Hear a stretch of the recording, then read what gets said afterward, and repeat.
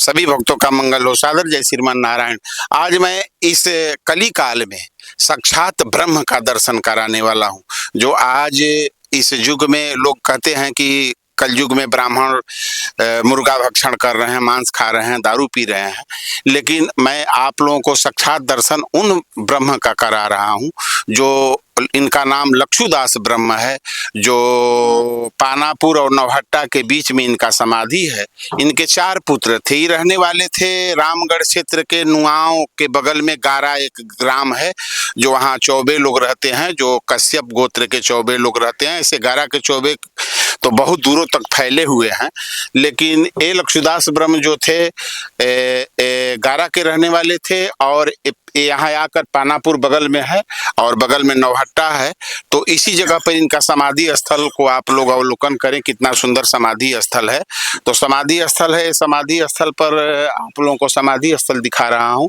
देखिए यहाँ पर अगल बगल के लोग बैठे हुए हैं, और ये जो नीम का पेड़ आप देख रहे हैं, नीम का पेड़ जब से ही है तब से ही नीम का पेड़ छत बिछत जैसे लगता है, लेकिन आज भी पुराना जैसा लगता है, लेकिन आज भी नया है। ये कभी गिरता नहीं। इनकी शक्ति इतनी अपरंपार है कि आज भी नीम का पेड़ उसी तरह रहता है। बहुत लोग यहाँ दर्शन करने के लिए आते हैं।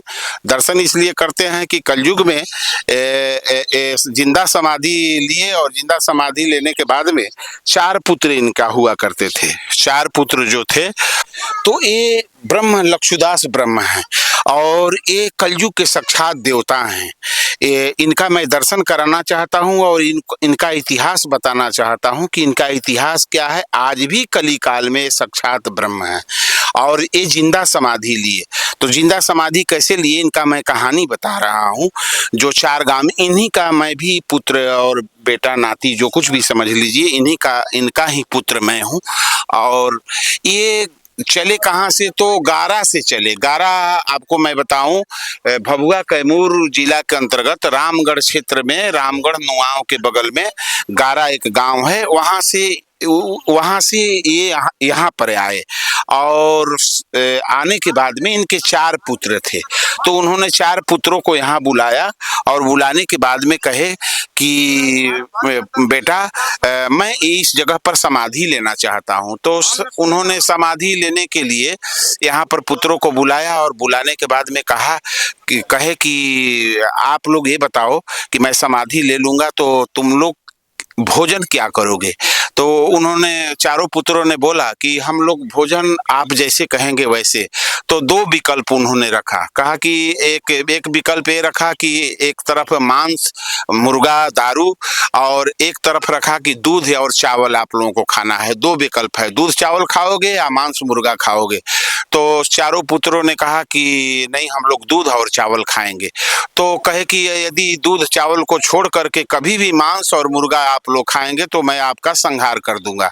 तो इसी बात पर यहाँ पर डबल गड्ढा खनवाए, और गड्ढा खान करके और कहे कि हमको ऊपर से भर दीजिए। और गड्ढा खानने के बाद में वो गड्ढा में बैठ गए, और बैठने के बाद में उसी में समाधि ले लिए। और 4 पुत्र जो हुए, चारों पुत्र 4 गांव में जाकर बस गए। तो एक है पानापुर, जो भभुआ जिला के अंतर्गत रामपुर ब्लॉक के अंतर्गत पानापुर गांव में एक पुत्र पानापुर में बसे।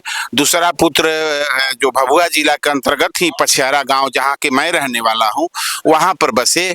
और तीसरा पुत्र चेनारी क्षेत्र में, सासाराम जिला के अंतर्गत चेनारी के बगल में पेवंदी जिसका नाम है, वो तीसरा पुत्र पेवंदी में जाकर बसे।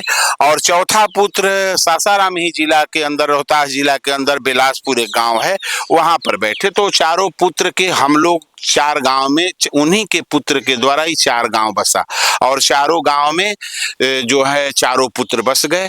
और उसके बाद में आज भी कली काल में चारों गांव के ब्राह्मण यदि मांस को छूते हैं या मांस को देखते हैं या मुर्गा दारू खाते हैं तो उनका सर्वनाश, वो खून फेंकने लगते हैं। आज भी साक्षात देवता हैं। आज भी कोई अगर मांस मुर्गा खाएगा तो आज भी वो खून फेंकने लगता है। ये साक्षात ब्रह्म है। तो इनका ये शक्ति है। और और यहाँ तक मैं बता दूं कि यदि किसी के ऊपर भूत प्रेत और किसी प्रकार का यदि नेगेटिव छाया आता है तो यहाँ मात्र आने से ही उसका सारा भूत प्रेत उसके शरीर से छूट जाते हैं। तो ये इनकी कृपा है। और कलयुग में आज तो देख रहे हैं लोग, सारा दुनिया के लोग, सभी लोग ब्राह्मण को टारगेट कर रहे हैं। कारण ये है, टारगेट करने का कारण ये है कि पहले के जमाना में ब्राह्मण से लोग डरते थे। इसलिए डरते थे कि ब्राह्मण तपस्वी हुआ करते थे। तपबल विप्र सदा बरियारा, और गोस्वामी जी लिखे हैं कि जो तपस्या करेगा ब्राह्मण वही वही वही बरियार होगा। लेकिन आज के ब्राह्मण तो तपस्या करना छोड़ दिए, इसलिए सारे लोग उनको टारगेट कर रहे हैं।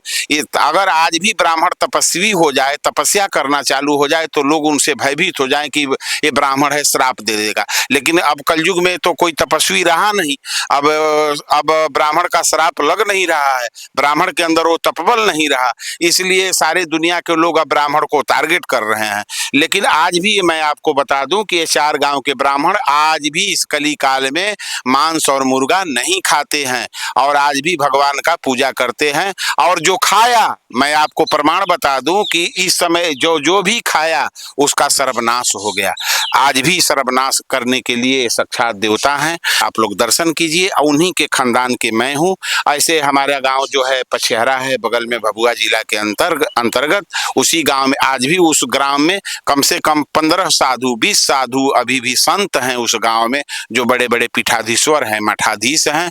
उस गांव के, इस चारों गांव के लोग आज भी मुर्गा मांस नहीं खाते हैं। अगर कोई जिद और हट करके खा भी लेता है तो उसका संहार कर देते हैं। यही है साक्षात देवता।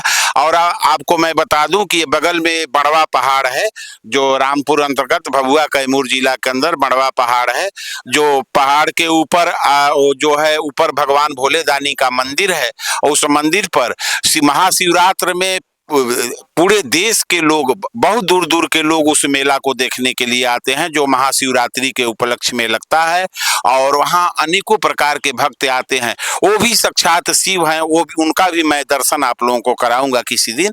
तो वो पहाड़ के ऊपर बसे हुए हैं, जिस पहाड़ का नाम बड़वा है, और वहाँ पर भी शिवरात्रि में मेला लगता है, जो उनका भी दर्शन मैं आप कराऊंगा। तो ये है ब्रह्म स्थान। और आपको देखिए, आपको दिखा रहा हूँ, ये जो नीम का पेड़ है, ये नहीं हम लोगों को पता है कि जब से ही समाधि लिए हैं तब से ही नीम का पेड़ है। उनके समाधि स्थल पर ये नीम का पेड़ है, जो हमारे पूर्वज नहीं बताते, दादा बाबा भी नहीं बताते कि नीम का पेड़ कब से है। वो लोग बताते थे कि जब से उनका समाधि स्थल यहाँ पर बना तब से ही नीम का पेड़ है। लेकिन आज तक से इसका एक भी पत्ती, एक भी डाल गिरता नहीं है, उसी तरह के उसी तरह पड़ा हुआ है। तो ये साक्षात कलयुग के भगवान हैं, कलयुग के देवता हैं। और आज भी जो मुर्गा मांस का, दारू का सेवन करता है, उसका ये सर्वनाश कर देते हैं। तो सभी भक्तों का मंगल हो। सादर जय श्रीमन नारायण। हर हर महादेव।